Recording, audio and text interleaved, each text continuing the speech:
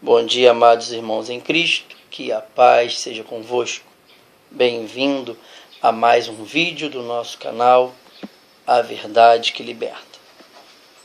Hoje gostaria de compartilhar com os amados irmãos um texto que se encontra na primeira carta de Paulo aos Coríntios, no capítulo 11, no versículo 28, e a palavra vai dizer: examine-se o homem a si mesmo, e então coma do pão e beba do cálice. A palavra de Deus, através do apóstolo Paulo, não vai simplesmente se referir ao partir do pão, na comunhão do vinho, na santa ceia do Senhor. Ao contrário, Paulo vem nos instruir. Ele vem dizer a mim e a você que precisamos fazer sempre, diariamente, uma reflexão das nossas escolhas e das nossas atitudes. Fazer uma análise do que nós temos vivido com Cristo, sem Cristo ou em Cristo. O que cabe a nós fazermos ou não fazermos. Porque quando você está em pecado, você não consegue ter comunhão com Deus nas coisas verticais. E, consequentemente, na horizontal, tudo dará errado. Quando Paulo vai nos instruir que nós precisamos fazer uma reflexão, fazer uma análise do nosso comportamento, das nossas atitudes, das nossas escolhas, é para que quando nós tivermos o privilégio de podermos ali, naquele momento de comunhão com Cristo, reconhecendo o seu sacrifício lá na cruz, por remissão dos nossos pecados, nós não comamos e nem bebamos para nossa própria condenação. Ele quer dizer que precisamos tomar cuidado, porque a Bíblia já é clara: de Deus não se zomba, com Cristo não se brinca. Porque aquilo que o homem plantar, o homem há de colher.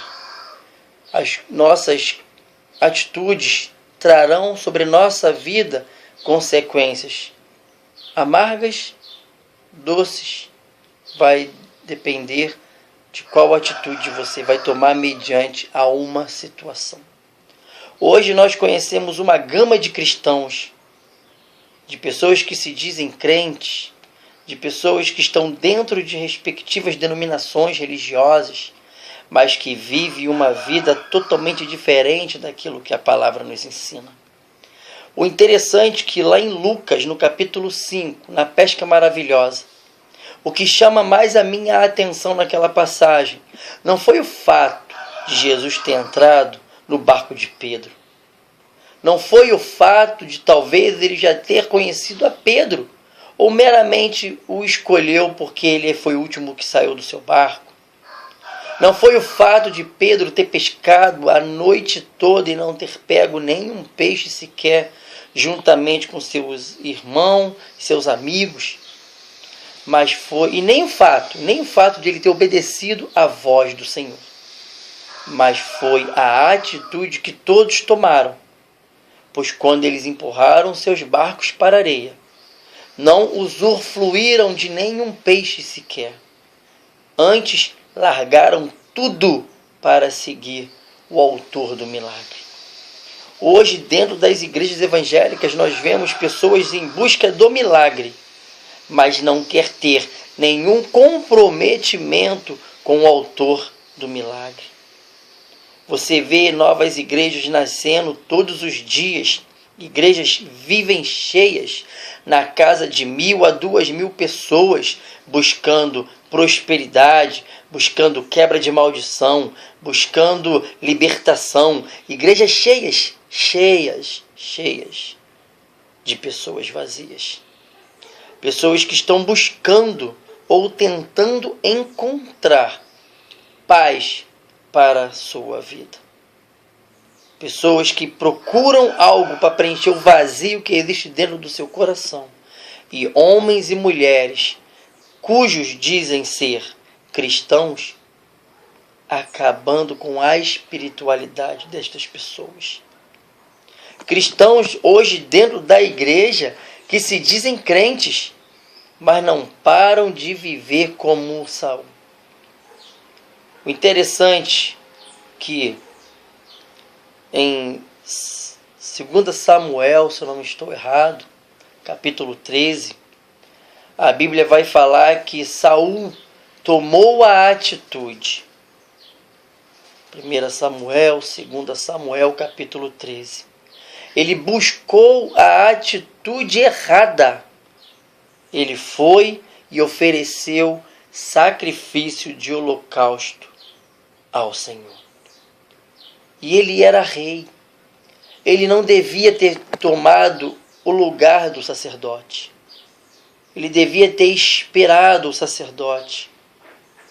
Mas quando você está em desobediência, você não consegue identificar os sinais visíveis da maldição que está entrando sobre a sua vida, porque você se torna cego para as coisas de Deus. E o interessante é que 45 anos se passaram, ainda depois dessa desobediência, e Saul continuou rei de Israel. Talvez isso esteja acontecendo hoje na sua vida. Eu pequei ontem, mas Deus me perdoou hoje. Nada aconteceu comigo amanhã. Olha, nada está acontecendo comigo pelo pecado que eu cometi lá atrás. Saiba você que Deus não está nesse negócio.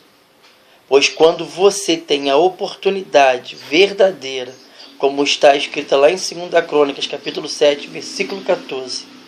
Se meu povo, que se chama pelo meu nome, se humilhar e orar, você precisa se humilhar. Você precisa orar. Você precisa buscar a face do Senhor. Você precisa se converter dos seus maus caminhos. Certa feita, uma mulher chegou para mim e falou o seguinte: pastor, o que está acontecendo na minha vida? O senhor poderia me dizer? Sou dizimista fiel, ofertante. Eu sempre estou em todos os cultos. Busco o Senhor nas consagrações, nos cultos de libertação, subo ao monte. Eu e a minha família servimos ao Senhor. Mas de um tempo para cá eu não entendo. Nossas compras têm acabado em menos de 15 dias. E as compras que aquela família fizeram não é inferior ao valor de R$800. E acabavam em 15 dias.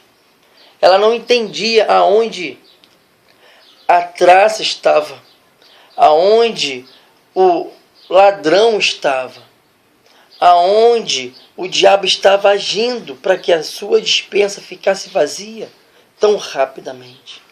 Então o Espírito do Senhor veio a mim e disse para que eu dissesse àquela mulher: quando você for colocar a sua oferta na salva e se lembrar que há algo ou alguém contra você, ou você souber que alguém está chateado contigo, deixa a sua oferta no altar, vai e se conserta com aquela pessoa.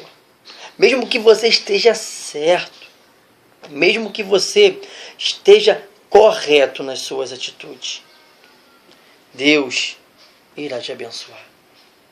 Então, ela pegou aquela palavra, fez uma autoanálise no decorrer da semana, começou a ligar para todas as pessoas que ela achava que ela podia ter afrontado, magoado, aborrecido, entristecido ou chateado. Após isso, a sua despensa voltou a fluir e Deus deu continuidade na bênção na vida daquela família. Se os problemas têm se multiplicado em sua vida, se os problemas têm assolado você, se os problemas não param de bater à sua porta, vigie. Há alguma coisa errada na sua vida. Aprenda. Faça uma retrospectiva, como Paulo nos ensinou. Examine-se o homem a si mesmo, então coma desse pão e beba desse cálice. Resumindo, examine-se para saber se você tem condições de estar em comunhão com Cristo.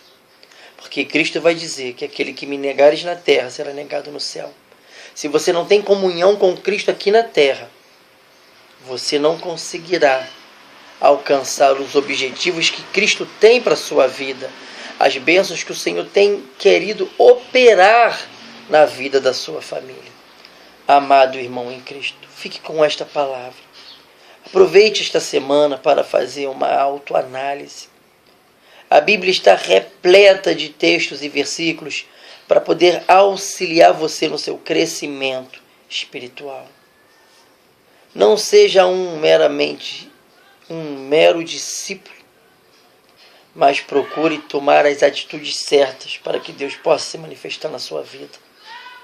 Não faça como outros cristãos que buscam apenas a bênção. Busque o abençoador.